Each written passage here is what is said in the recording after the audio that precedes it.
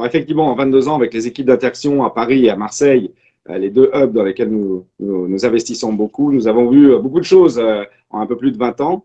Et d'ailleurs, souvent, je partage avec des équipes que les 20 ans qui viennent devant nous seront fondamentalement des années différentes.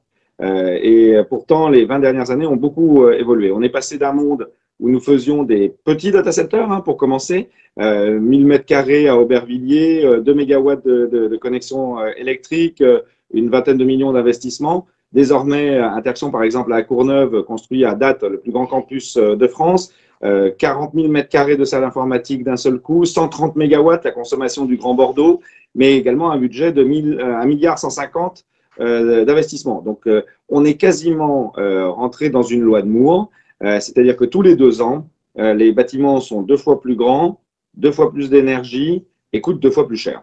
On verra bien si cette tendance continue. Le deuxième changement majeur, c'est que les clients ont changé. Nous avons commencé il y a 20 ans en hébergeant les acteurs de la bulle Internet ou les acteurs alternatifs des télécoms, les abc.com et xyz.net ou X-Télécom qui a pourtant, pour certains, disparu avec l'explosion de la bulle Internet. Le monde d'aujourd'hui qui est celui qui popule nos data centers, ce sont les grands acteurs du cloud, du digital media, les très grandes entreprises, hein, que nous hébergeons à Paris, Marseille, mais également à Tokyo, à Chicago ou à New York, et qui ont des besoins complètement différents par rapport à ce qui se passait il y a 20 ans, notamment de pouvoir agréger au mieux leurs données, les distribuer à travers les 50 hubs mondiaux, c'est-à-dire les 50 villes dans lesquelles se passent les échanges, et c'est au moment de l'échange que se crée la valeur. Donc on voit bien qu'il y a eu en 20 ans une énorme maturité des data centers. Vous avez maintenant une segmentation beaucoup plus fine. Vous avez les data centers de hub, c'est le positionnement du groupe Interaction Digital Realty. Vous avez bien sûr des data centers régionaux ou de concentration de réseaux télécoms. Vous avez d'un autre côté, pas trop encore en France, mais dans certains pays européens déjà, des grands data centers hyperscale, hein, c'est-à-dire dédiés à un seul opérateur de cloud ou de digital media. On voit bien que ça a beaucoup changé. En revanche, les fondamentaux que nous avions il y a 20 ans, à savoir la neutralité, le fait de ne pas faire le métier des clients qui viennent chez nous, le fait de surtout offrir des solutions extrêmement multiples et à bas coût de connectivité pour rendre l'hébergement accessible, mais surtout opérationnel et permettre à nos clients de réaliser leur digitalisation, leur transformation numérique, ça n'a pas changé. Ça s'est accéléré. Les enjeux d'investissement de nos clients sont en milliards désormais, mais la tendance et les fondamentaux demeurent. Est-ce qu'on peut peut-être évoquer une autre question qui est en fait la financiarisation du domaine du data center, c'est-à-dire que sur les gros acteurs comme vous, aujourd'hui, investir, vous avez évoqué des chiffres très précis et on vous en remercie, ça coûte une fortune de créer un data center aujourd'hui, donc il faut vous appuyer également sur des financiers, sur des fonds. C'est aussi la démarche qui a été faite de se rapprocher de Digital Realty, alors que vous étiez Interaction, que vous étiez numéro 1 en Europe déjà. Alors, c'est un métier qui a toujours été très capitalistique, qui l'est encore plus aujourd'hui. J'ai donné le chiffre qui dépasse le milliard. Dès que vous faites des campus à 150, 200 mégawatts, ça dépasse le milliard d'euros d'investissement. Hein, c'est juste considérable. Le budget prévisionnel de notre groupe au niveau mondial l'année prochaine se rapproche de celui de Orange au niveau mondial, hein, alors que M. Orange a beaucoup de choses à financer. Je prends un exemple d'Orange, mais ça serait exactement la même chose pour Deutsche Telekom ou Telefonica. Donc effectivement, ça fait très longtemps que le cash sur opération, comme on dit dans les jargons financiers, ne suffit pas. C'est d'ailleurs pour cela que le groupe Interaction était allé en bourse en janvier 2011 au New York Stock Exchange, parce que même à Londres ou à Paris, les ressources financières étaient trop limitées. Et c'est encore plus pour cela que nous avons, entre autres, fusionné avec le groupe Digital Realty pour avoir une taille de bilan qui nous permet effectivement de financer cette croissance très forte. Hein. La France va faire, enfin, Interaction en France va faire un peu plus de 30% de croissance cette année. C'est des chiffres qui laissent rêveurs. Tout à fait, et on vous en félicite. Une dernière question, si vous me le permettez.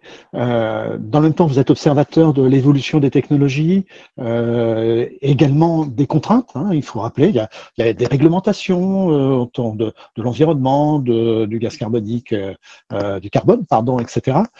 Comment vous voyez évoluer techniquement le data center et peut-être nous donner une image peut-être de cette technologie vers lesquelles vous pensez évoluer dans un futur proche? Alors, les contraintes nécessaires, entre guillemets, hein, c'est-à-dire il n'y a rien qui est fixé soit par les autorités de régulation européennes, nationales, administratives, qui ne soit pas basé sur du bon sens.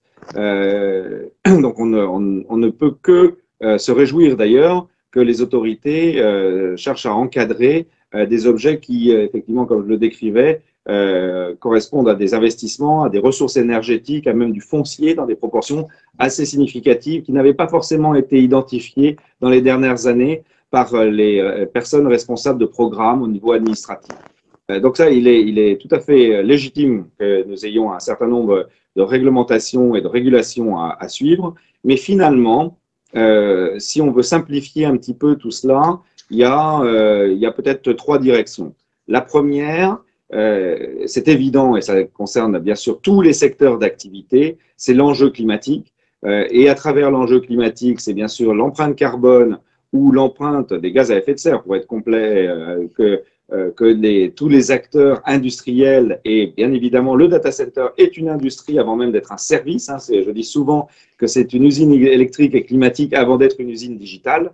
Il est fondamental, et c'est pour ça que depuis un bout de temps, hein, puisque dès 2014, Interxion, et en 2014, pourquoi je le dis, c'est parce qu'on ne parlait pas tous les soirs à la télévision du réchauffement climatique. Et pourtant, ce n'est pas la préhistoire 2014. Mais dès 2014, nous avions décidé que ça allait être un axe stratégique, de pouvoir être un acteur leader dans la dimension environnementale. Et ça, ce n'est pas un coup de baguette magique, ce n'est pas une déclaration de greenwashing, c'est un travail fondamental fait au niveau du design, de la construction et surtout des opérations de data center pour travailler d'abord sur l'efficience énergétique. Hein, le meilleur kilowattheure, c'est celui qu'on ne consomme pas. Et là, nous sommes, je pense, devenus des experts.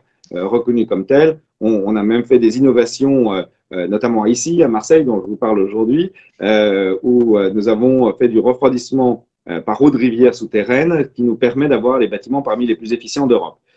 Mais c'est aussi un deuxième pilier qui est celui de l'énergie verte réinjectée dans le réseau français au plus proche de nos activités. Et ça, là aussi, on le fait depuis 2014. Les grands enjeux de demain à ce sujet-là, ça sera de pouvoir générer des ressources additionnelles d'énergie verte et pas simplement se partager le gâteau que tout le monde essaye de manger un petit peu en ce moment.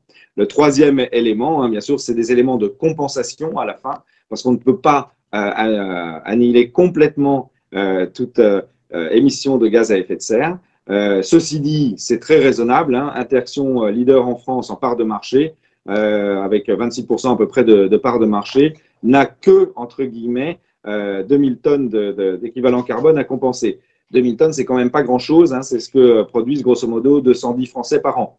Donc on peut être un très gros industriel et pourtant être relativement vertueux. Nous travaillons à partager bien sûr toutes ces bonnes pratiques, d'ailleurs, lors de la journée du data center, mais aussi avec notre écosystème, notamment à travers le syndicat professionnel France Data Center, pour que justement certains acteurs, peut-être leaders, puissent embarquer toute la filière. Moi, je note quand même que la filière data center est plutôt vertueuse par rapport à beaucoup d'autres industries et que souvent on a tendance à nous pointer du doigt sans trop savoir ce qui se passe. Donc il y a un enjeu très clair, mais il y a surtout un autre paradoxe à régler. C'est que pour les data center hub, qui par nature sont dans les 50 villes dans le monde qui concentrent ces échanges de data, eh bien là, il n'y a pas de secret. On va être toujours dans une problématique de coexistence au sein de zones habitées, de zones d'activité, de zones avec de la circulation, des zones denses, hein, avec des millions d'habitants autour.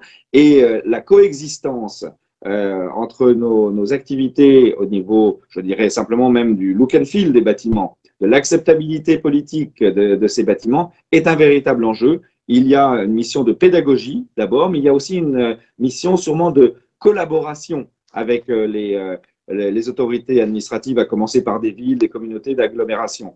À titre d'exemple, à La Courneuve, nous avons trouvé une écoute intelligente de la part de la communauté d'agglo et de la ville pour faire en sorte que finalement les obligations que nous avions au titre du PLU sur la partie terre plantée nécessaire, hein, 25% de la surface au sol devait être en terre plantée, soit concentrée et soit utile, non pas faire simplement du beau et un peu quelques arbres autour du data center, mais nous avons fait un parc d'1 hectare que nous avons mis à disposition de la ville, dans une ville extrêmement dense, peu équipée en jardin pour que des enfants en sortant d'école puissent profiter, jouer ou tout simplement se relaxer. Et ça, je pense que c'est sûrement une des voies à suivre. Et l'exemple que nous avons réalisé peut servir d'exemple pour d'autres. Le troisième enjeu, je pense, c'est de pouvoir expliquer au pouvoir public néanmoins les spécificités de ce métier. Hein, il n'y aura pas de French Tech Nation ou de Licorne Nation ou de Startup Nation s'il n'y a pas d'infrastructure nation.